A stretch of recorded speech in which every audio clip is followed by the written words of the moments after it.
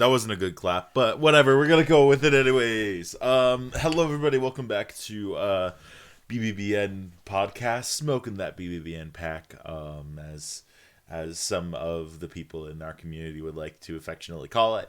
But this is week 5 of the World Championship 7 of BattleBots. You know the drill by now.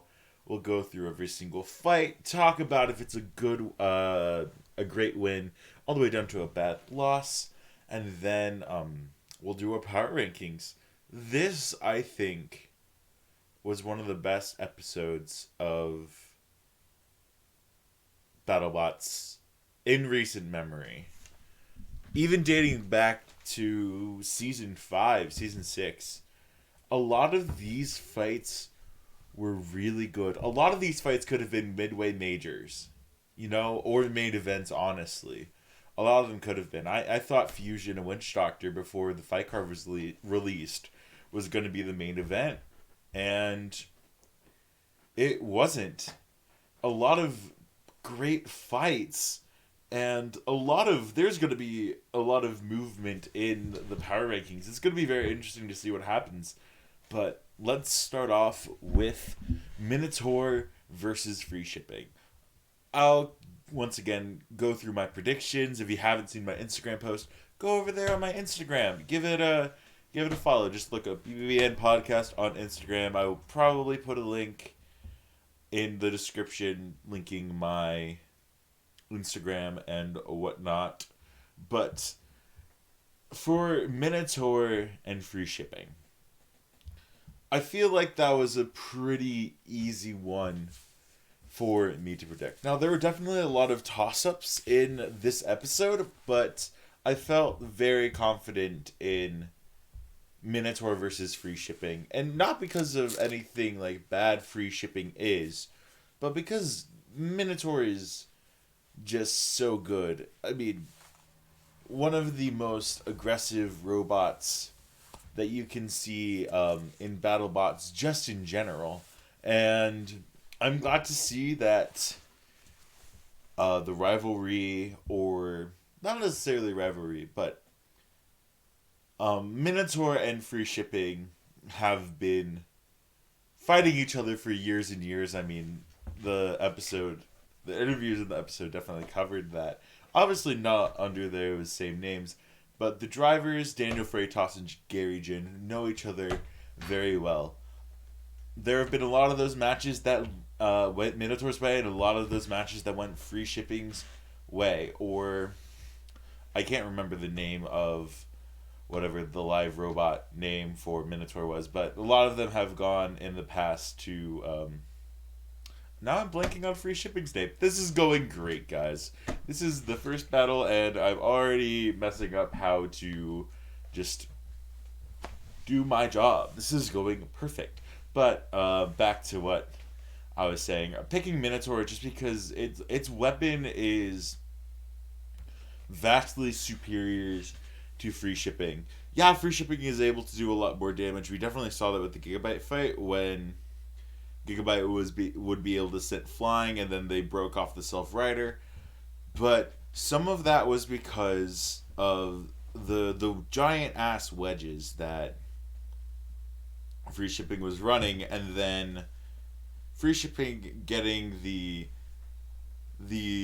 final blow to send it flying. Like that's what happened during free shipping Gigabyte, and I personally think the giant forks got in the way of free shipping actually trying to get any hits off.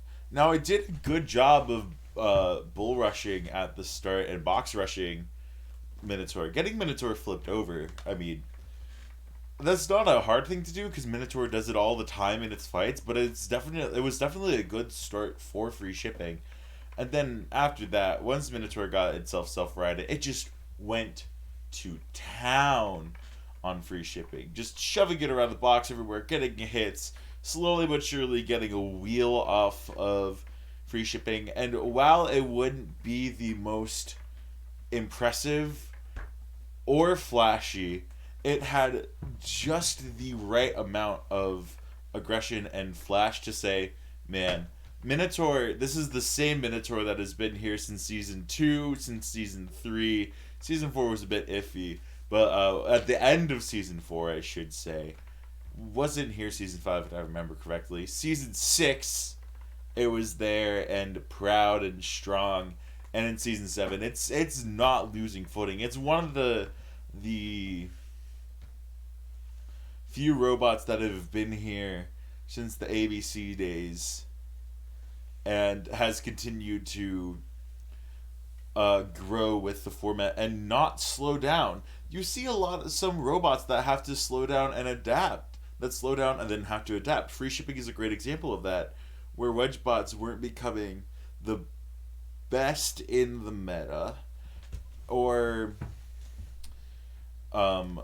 like just very much used. Like, you have to be a very good control bot to be viable in battle bots. So they had to adapt. You think of, I mean, a current example is one that's slowing behind the times is Death Roll. Didn't change their bots from 2019, and now they had one fight and are looking like they're struggling. You have to improve every single year. And Minotaur has improved every single year. Even though it looks the exact same, it still holds a bunch of firepower. This is... Oh no! Oh no! Oh no! Okay. We'll deal with it. We'll roll with it. But we got Minotaur over here. Where is Minotaur? Minotaur getting a great win on the scorecards. You can't necessarily say this was a good loss for free shipping. But you can't say it's a bad loss either, because, you know, it got that rush at the beginning and then, you know, it got beat up, but it kept on driving for a very long time. And normally some less durable robots take like 2 or 3 shots that it got like from Minotaur and stuff like that, and then kaput, they're done. They can't do anything after that. But good fight for both robots. And next we go up to Claw Viper Ribot. Now, a lot of my friends that I talk BattleBots with have really taken Claw Viper under their wing as being one of the best, like, most improved robots. And a lot of them picked Claw Viper with a lot of confidence over Ribot. I picked Claw Viper with a lot more caution than a lot of them, because I thought Ribot has a powerful weapon. In theory, it has a powerful weapon. On paper, it has a powerful weapon. And also, like, Claw Viper in the past hasn't been the most reliable bot. So there was parts of me that was just like, what if that happens again? What if Ominous was a fluke? But at the end of the day, I came to a conclusion that Ribot wouldn't be able to handle the pace Claw Viper would set. And that's almost exactly what happened. The argument of if Claw Viper, like when it faced vertical spinners in the past, isn't the most durable. Throw that out the window. Throw that out the window. That's now a foolish statement for whoever wants to say that. Can try to claim it, it wouldn't work. Claw Viper is such a fast robot and such an aggressive robot that it's hard to get the upper hand against Claw Viper. And it almost felt like any shots that Ribot got off in the fight, and don't get me wrong, Ribot was able to get shots off of Claw Viper. You saw one of the front forks getting bent in, but it didn't really stop Claw Viper from doing Claw Viper things. It was able to get shots in, and in past seasons, like, Claw Viper wouldn't be able to recover from some of those shots. Like even if it was just the little pop ups in the air that Ribbot got, Claw Viper would have lost drive on one side, or their forks would be bent up and they couldn't get a lift on anything. That is no longer the case. Claw Viper went to town on Ribbot. Absolutely went to town. Would pick it up, slam it across the other way, have Ribbot lose its drive, pick it up again, move it around to the screws, drop it on the screws. Ram, bam, thank you, ma'am. Oh my gosh, Claw Viper is looking impressive. I'm not going to say that it's a contender just yet. I'll be ready to say it when it fights Hypershock, and if it wins against Hypershock. Because if you're a control bot and you go 4-0, I'm not gonna try to discredit Overhaul. Overhaul could beat Claw Viper. It could. It's just a bet. It's just a bet of who has better ground game. I do think Claw Viper has a better ground game, so Claw Viper probably wins that. If they beat Hypershock, that's when I'm gonna start calling it a contender. But Ribbot hasn't had those close fights to say, hey, I am what I was in 2021. All the accolades of last year being, oh, Ribbot was the tournament second seed and yada yada yada and all of that. That doesn't hold a candle if this Ribbot can't have. I meant to put that in the lost tier. All those accolades can't be said if it consistently can be proven. I'm not saying this Ribbot is bad, but this Ribbot is underwhelming. Ribbot the robot is underwhelming. You heard it here first. First, folks, and probably you won't hear it more. What am I trying to say? You probably won't be the last time you hear it. This Ribbot is underwhelming compared to what it was in earlier seasons. I don't know if it's the expectation. I don't know if it's me being like hysterical and being, oh yeah, Ribbot's really good, and like not realizing that it can end up being underwhelming, but it that's what it ended up being. Sad to say. But now we go on to Lockjaw and Sawblaze. All right, this was. I'm gonna be real. When I saw this on the fight card, I was just like, "This is gonna be a very interesting fight. It's gonna be one of who can get better ground game." Who's gonna be able to get more control? For Lockjaw, you win by getting shots off on the side, and if you're Sawblaze, you just go right towards that weapon, box rush, and let that hammer saw fall. This may have been the most disappointing fight, because in my head I sort of imagined a sort of similar beating of when Lockjaw, fought Whiplash, or when it fought Hypershock in last time they Sawblaze fought. Lockjaw did more damage than I expected. Now you might be saying, what do you mean? He didn't throw Sawblaze up in the air. Sawblaze's weapon did end up stopping during that fight. And that motor arm didn't look as good. And you can see in the fights that Lockjaw was able to take like a chunks out of the flamethrower section, I believe. I believe that's the right section that I'm recalling. Like, Lockjaw didn't look great in the fight. I don't think it was about their strategy, though. Like, I don't think it's because of their strategy.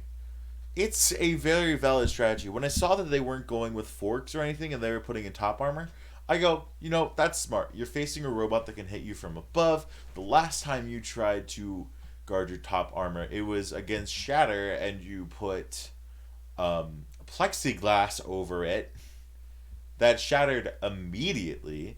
So to put just regular armor up, that's perfectly fine. I also said this to myself. The hardest matches that Sawblaze has lost to have been from robots that haven't even tried to out ground game it. The main example, to me, if you're looking at an earlier season, you look at the Monsoon fight in the Sweet 16, where Monsoon was able to get to the sides, but Monsoon isn't a robot that runs wedgelets and gets ground game. And then if you're looking for a modern example, you look at Witch Doctor from was it the round of 16 last year? Something like that. Where maybe it was the round of 8. I can't remember at this moment. Where Witch Doctor didn't invest any ground game and was still able to get under Sawblaze and do a bunch of devastating shots. The the difference between those two fights, however, is that I think Monsoon from 2018 had a lot of good power at the time, like in that perspective, and Witch Doctor just does a bunch of damage. And also you can say Endgame, like one shot, but that wasn't really wedgelets. But it's still they did run wedgelets, but it was a powerful weapon though. Lockjaw didn't have that powerful weapon. I'm gonna give it a good win, even though it got counted out in such a weird fashion, getting stuck on top of the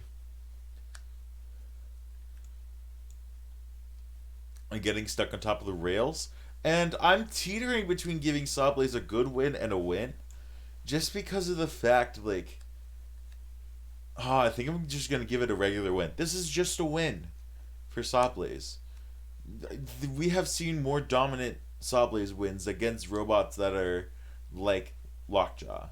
And the fact that the weapon stops spinning, like we rarely see that happen, and the arms stop spinning, like arms stop articulating properly, we barely see that too. So I'm inclined to say that this was just a Sawblaze win. And next we go on to the Midway Major. Blip versus Huge. Man, I think Blip has. It's weird. It's weird to say this, but Blip has kind of low key. I don't even think Blip has fallen off. It's just. I think the robots it's faced have been that much better than Blip. When it comes to strategy. I think Blip came at this the best that it possibly could.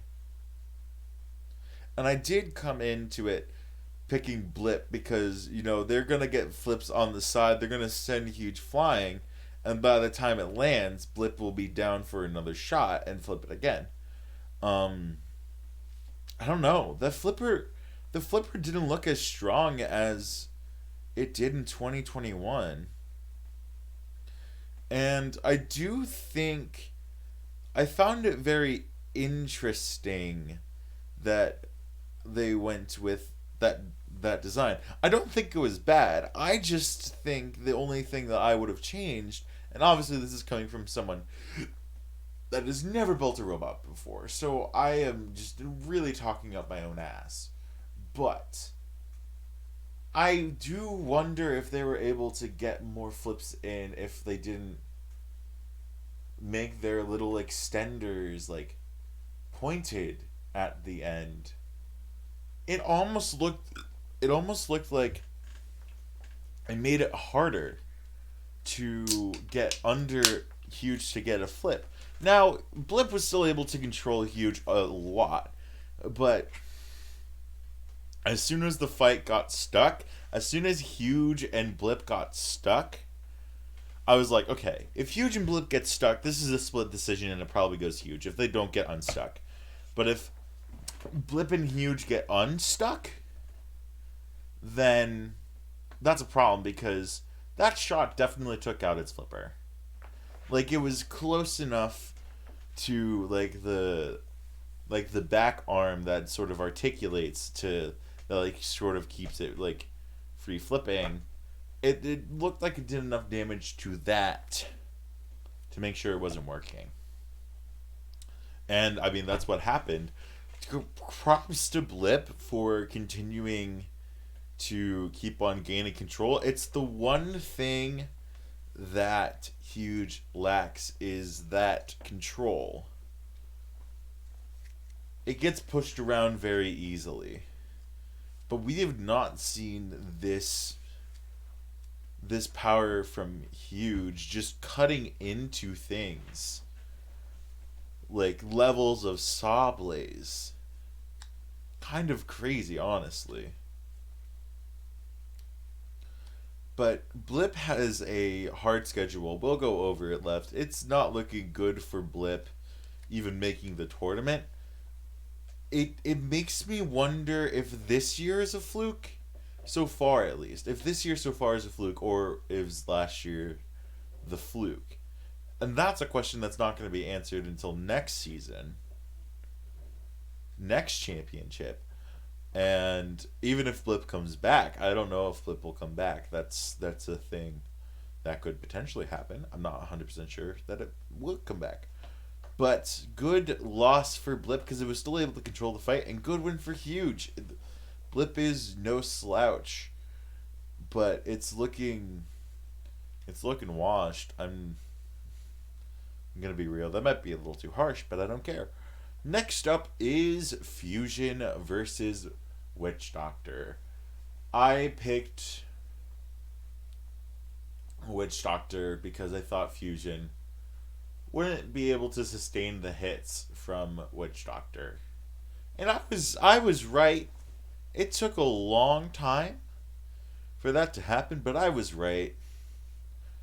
This was a great fight. Some of my friends that were like gone to the show were like, man, like the best fight of the season was in this episode. Like the best fight of this season so far is in this episode. And Witch Doctor Fusion, absolute great fight.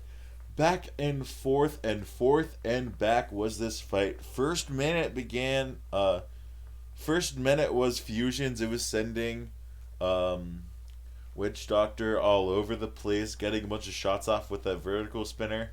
And then once that vertical spinner died, Whiplash, wow. Witch Doctor contained the fight and controlled the fight for a good chunk of time, getting a lot of shots off, getting ploofs of smoke from Fusion. And then Fusion started taking off that wedge, and I'm like, man, how is this going to get even more back and forth? And then even with Witch Doctor's weapon being down, it still got in a good drive like shot that sent Fusion like flying, hit its weapon, and then now that weapon is done, and immobilized it. Not necessarily immobilized it, but it made it so it was crab walking very slowly. This was an absolute great fight and a good loss for Fusion. Fusion is almost, when I was watching the episode, I'm just like, man, this is almost what Emulsifier Fusion felt like, where Emulsifier had a good loss. Like, I mean, I could just make a category and put great loss in there and slap up Fusion. It looked that good. And it's shaking off those season 5 and season 6 Fusion where it just catched on fire. This was a good win for Witch Doctor. And yeah, it showed its reliability. I mean, I think this will only, I think it showed that like it took so many hits and kept on moving the entire fight. That's insane. It's nuts. But we move on to the next fight. We move on to this next fight of Double Tap and Doomba. I will keep this quick because this doesn't have any bearing on the actual tournament, and I won't put it on the power rankings. I wish Doomba did better. Like, Doomba is a Roomba, and that is it. That is all Doomba is.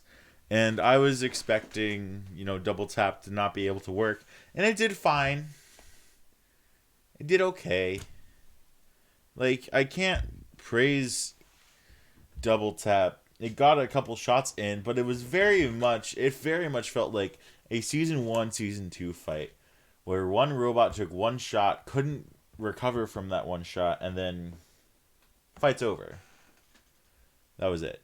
I mean, I want to see more of the alternates. I mean, we still have a bunch more alternates. Terratops, Doom, what else? Oh, Slammo and Rusty are alternates, which kind of feels like really, really like a slap in the face for both of them. And yeah, it's going to be interesting to see what happens with these alternates and who they fight and how they fight each other. And it's going to be a nice taste just watching BattleBots fights that don't really pertain to tournaments. Because I don't think Double Tap will make it in. I don't think Doomba will make it in. The show itself even said, like, they're not on par with other robots that are being built, which is just like, you didn't have to say that in front of TV, like in front of them. Their families are watching. That's really sad. But yeah, we move on to our main event where I picked. I'm just gonna make sure my mic is working. All right. And we move on to the main event being Riptide and Mad Catter. One, I thought Mad Catter was going to win.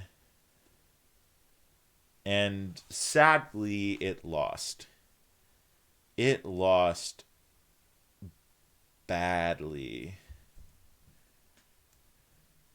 But I'm not going to put it as a bad loss. Why? Riptide is coming in like a fucking tsunami.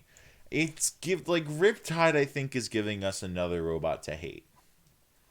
Like, it's him and Hydra that are running for, like, the robots to hate. Like, I don't want to rant about Riptide. I may rant about Riptide in the Green Square Talks BattleBots. But, man, I'm trying to be objective here. It got so many hits in on Mad Catter. Mad Catter did not have an answer to it. It just didn't have an answer. And it's sad because I put Mad Catter so high and I thought it would be able to do something this fight. And it couldn't. I wish I had more to say about this fight. It was a one-sided slaughter that cemented Riptide as rivaling Jack Ewart as villain levels of villainy. Wow, great analogy, Caleb. You're doing great. But, I mean, for real. Say what you want about the drama. Say what you want about if Ethan Kurtz stole the design of what was it, Jinx? Lynx. It was Lynx, yes. And say what you want about that. Say what you want about his attitude about being co-rookie of the year. Say what you want about that. But the design is really good. The design is really good. Power rankings. So, as you see here, there was 4 robots in the top 7 that fought today. And I'm going to paint bucket this now. I think the lowest robot that fought this episode that'll be in the power rankings is 31. 31. And that was free shipping. So, a lot of this section, just the top 32 section, is going to be moving around a lot. Gonna be moving around a lot. Sob lost to Sablaze, lost to Riptide. Win for Mad Catter. Blip loses to Huge, and Huge beats Blip.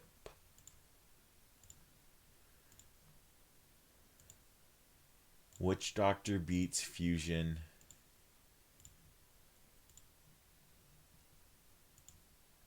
Claw Viper beats Rippa. Alright, cool. Let us get into it. I'm gonna start from the bottom and now we're here. That was such a lame reference. I think this one is easy for free shipping. Free shipping is definitely still in the hunt for top, for like getting into the top 32. It'll have a little bit of a harder road to overcome because you have to look at Valkyrie and Hijinks and think they're gonna win their next two matches, and you look at Kraken, who will play Lucky, who's also in this conversation, and so is Malice and Switchback.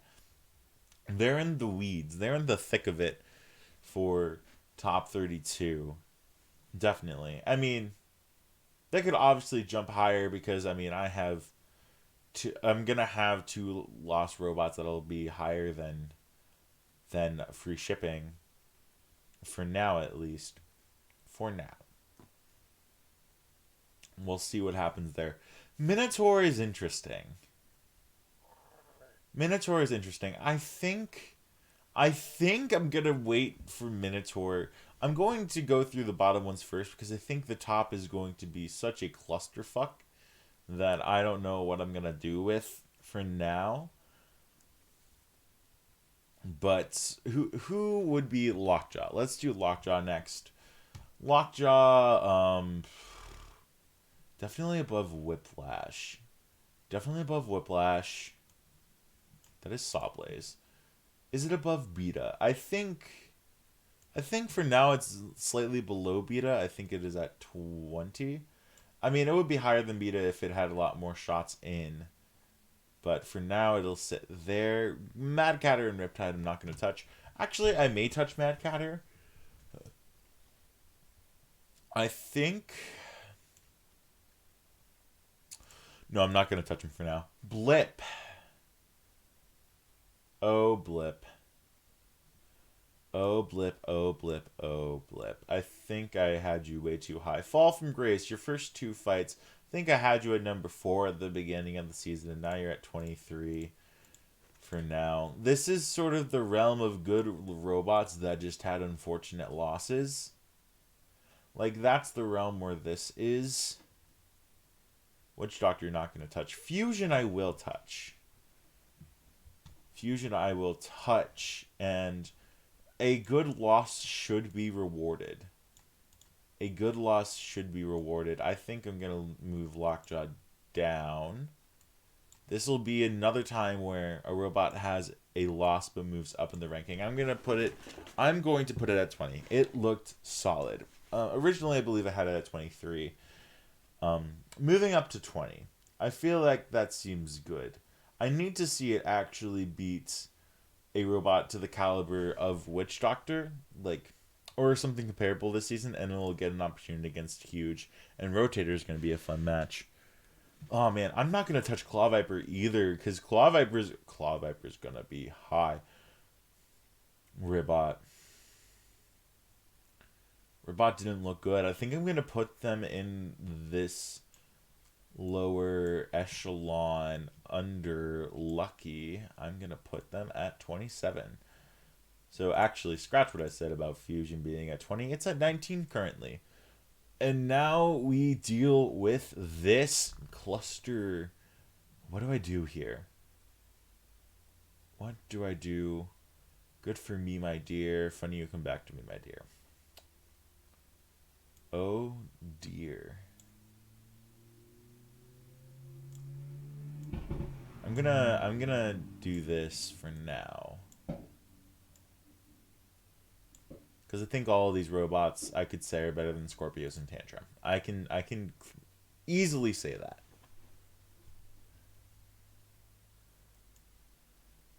I think Mad Catter goes at 14.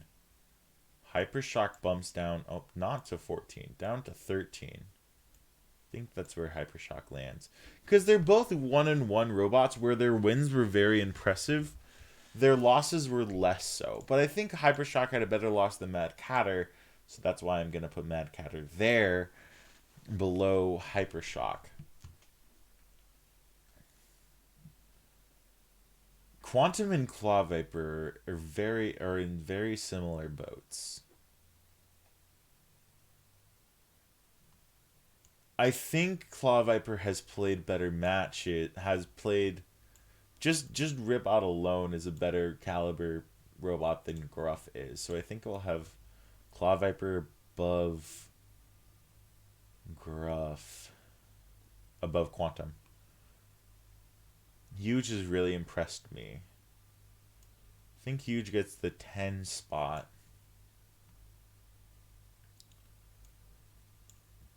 Copperhead's win against Bloodsport was one knockout wonder, and it has the same vibe of Mad Catter's win. Riphead's win against Mad Catter. But it also had a one-hit KO. Oh my gosh, what do I do at the top? I don't think Lockjaw moves at all. I think Lockjaw goes at 5 and stays at 5.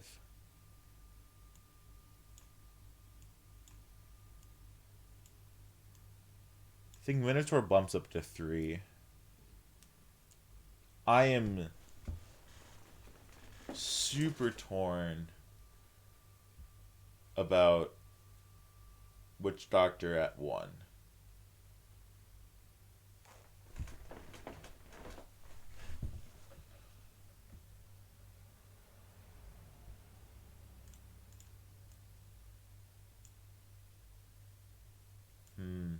I think it's something where I need to see the Ripperoni fight in order for that to change. But I think while Witch Doctor stays at number 2, I think the gap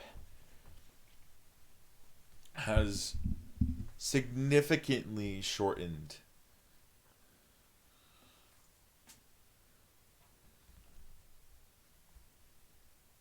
I think this feels right. This feels right in my head, in my brain.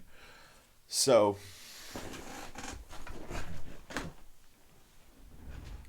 Endgame at 1, I believe, has Ripperoni next episode, which will be interesting to see. Ripperoni isn't the best robot. Where do I have Ripperoni? I have Ripperoni at 14. At 44, not at 14. Jeez.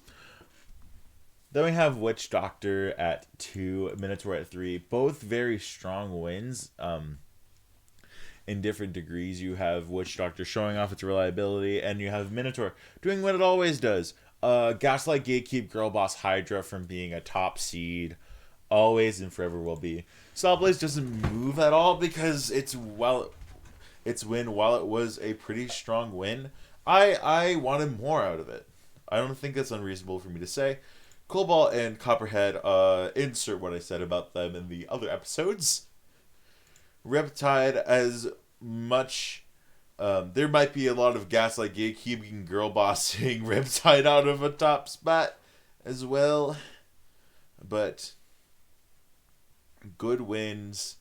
Glitchin' and Mad Catter were good wins for it. Black Dragon, solid win against Monsoon, and I think it's a very quality bot. Just name all of these bots as top 10. Like, I think the margins for them being at top 10 are very, very small. But I went with Huge at 10 because of just pure weapon power. And then Claw Viper and Quantum are in the same boat of fast robots that just control the fight. Always. Mad Cat or Hypershock are in very similar boats. Tantrum at 15. Scorpios at 16. Rotator at 17. Beta at 18. Fusion at 19. Number 20 is Lockjaw. Number 21, Whiplash. Number 22, Bloodsport. Number 23 is Blip. A fall from grace for sure. But potentially it can come back and go 2-2. But that's at the sacrifice of Tantrum over here. Lockjaw and Fusion. had solid losses. Fusion's loss was a lot better than Lockjaw's, in my opinion. Made it move up in the ranking. Shatter at 24. Monsoon at 25. I was like, wait, that doesn't sound right. Lucky at 26. Ribbot at 27. Looking not as dangerous as it has been in previous seasons. 28 is Glitch. 29 Jackpot. Number 30 Death Roll. And rounding out the top 32 is Gruff and Valkyrie, moving up only because free shipping lost. And then you have Hijinks at 33. Rounding out the honorable mentions being Hijinks at 33. 34 being free shipping 35. Overhaul. Kraken at 36. Malice at 37. Switchback at 38. That's where I'll end the honorable mentions. You can look at these bottom robots as well. But thank you so much for watching. Make sure you like and subscribe and comment about how wrong this ranking is and what you think about this episode of BBBN Podcast. I'm BBBN, smoke a BBBN pack, and good night.